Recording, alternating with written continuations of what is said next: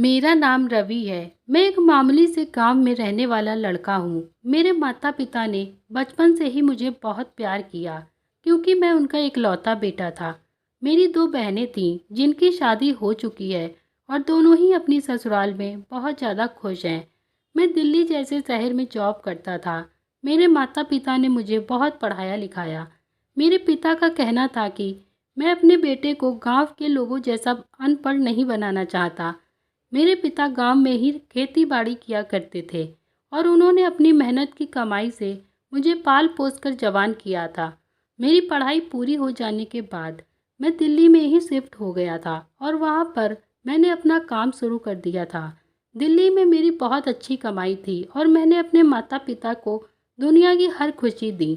मैं अपने माता पिता की बहुत इज्जत किया करता था। मैं उनको दिल्ली भुला नहीं सकता था क्योंकि उनको दिल्ली न बुलाने की मेरी बहुत बड़ी मजबूरी थी। इसीलिए मैं गांव में ही उनके लिए हर महीने ढेर सारे पैसे भेजा करता था। उनको गांव में किसी तरह की भी कोई परेशानी नहीं थी। गांव में सब लोग मेरी बहुत तारीफ किया करते थे क्योंकि मैं ही था जिसने शहर जाने के बाद माता पिता को माला माल कर दिया था। मैं हर महीने 2-4 दिन के लिए गांव आ जाया करता था। गांव के लोग मेरी बहुत इज्जत करते थे और मुझे बहुत सम्मान दिया करते थे। एक दिन छुट्टी लेकर गांव अपने घर गया। जब मैं वहां गया तो मेरे माता पिता ने मेरे सामने ऐसी बात कही जिससे मेरी शादी करना चाहते थे। मुझे भी इस बारे में कोई एतराज़ नहीं था क्योंकि एक ना एक दिन मेरी शादी होनी ही थी। मगर फिर उन्होंने मुझे बहुत बड़ी बात बताई जिससे मेरे पैरों तले ज़मीन निकल गई थी।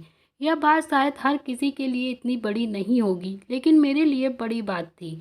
मेरी माँ मेरे पास आकर बैठ गई और मुझसे बोली, तुम्हारी शादी करना चाहते हैं। शादी की बात सुनकर मैं खुश हो गया।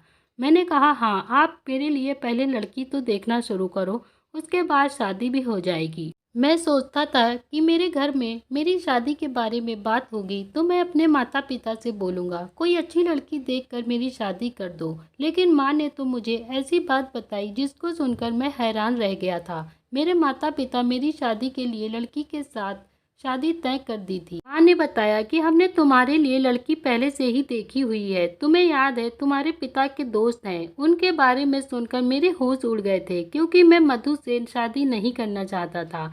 मैंने मधु को देखा हुआ था। मधु बहुत ज़्यादा काली और बदसूरत दिखती थी। माँ ने बताया, तुम्हारे पिताजी के दोस्त अपनी आखिरी सांसें ले रहे थे। तब उन्हें अपनी बेटी पर बहुत तरस आ रहा था क्योंकि उस बेचारी का इस दुनिया में कोई नहीं था। उन्होंने कहा कि अगर मैं इस दुनिया से चला गया तो मेरी बेटी का ख्याल कौन रखेगा। तब तुम्हारे पिताजी ने अपने दोस्त से वादा किया और कहा कि तुम्हारी बेटी को मैं अपने बेटे की पत्नी बनाकर घर में रख लूँगा। तब तुम्हारे पिताजी के दोस्त की आखिरी सांस भी निकल गई थी।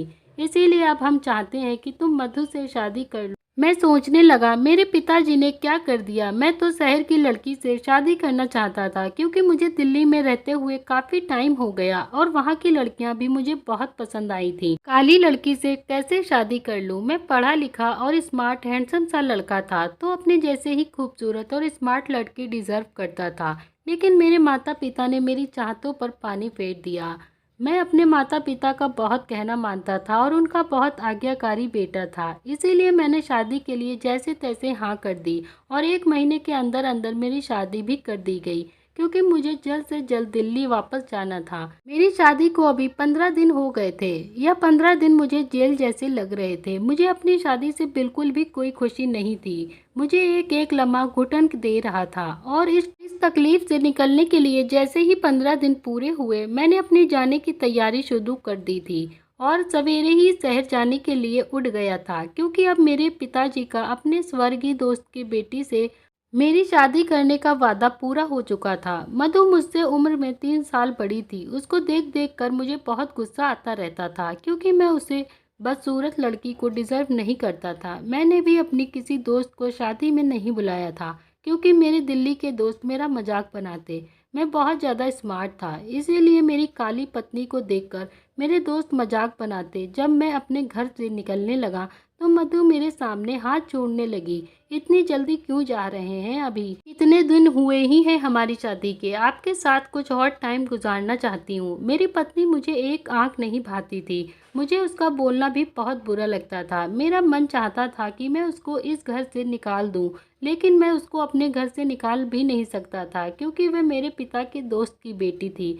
मेरा मन चाहता था कि वह मेरी आंखों के सामने से चली जाए, मुझे उसका चेहरा ही देखना ना पड़े। यह तो मुमकिन नहीं था क्योंकि वह मेरे घर मेरी पत्नी बनकर आ चुकी थी, तो वो यह घर छोड़कर नहीं जा सकती थी। लेकिन कम से कम मैं तो इस घर को और उसे छोड़कर शहर जा सकता था क्योंकि मैं तो शहर में ही काम करता था। मैंने अपने माता पिता के कहने पर ये जहर का कड़वा घूंट पी लिया था, मगर मैंने अपनी नई नवेली दुल्हन से कोई समझौता नहीं किया था, ना ही मेरी उससे कोई ज़्यादा बात होती थी। वह तो मुझसे बात करने की बहुत कोशिश किया करती थी, लेकिन मैंने कभी ज़्यादा ध्यान नहीं दिया था और मैंने उसे साफ साफ कह दिया था कि इतनी जल्दी वापस शहर जाने का मेरा भी कोई इरादा नहीं था, पर तुम्हारी शक्ल और ज़्यादा नहीं देखना चाहता हूँ। तुम्हारी काली सी शक्ल मुझे डराती है, मैंने उसे कह दिया था। मेरी यह बात सुनकर आंखों में आंसू भर के वह चली गई और फिर मैं दिल्ली वापस आ गया।